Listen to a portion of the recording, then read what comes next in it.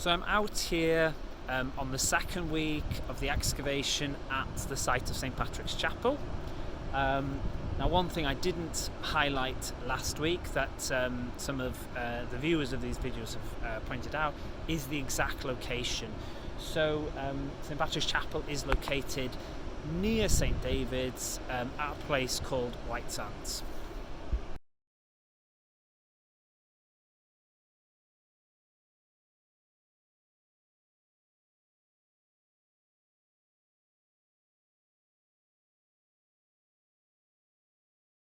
So since my visit during the first week, last week, we can see that several features have now come to light, like the potential walls that surrounded the chapel and the burial area.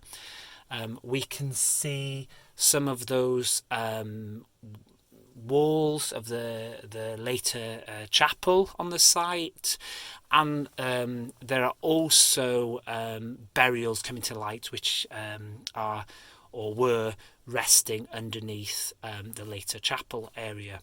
And also we can see there are several other features also. So one thing to mention is that the excavation is being led by the Dyfed Archaeological Trust, and they're being supported by volunteers. And it'll be interesting to talk to them to get their thoughts about some of the features they found so far, what their ideas might be about that.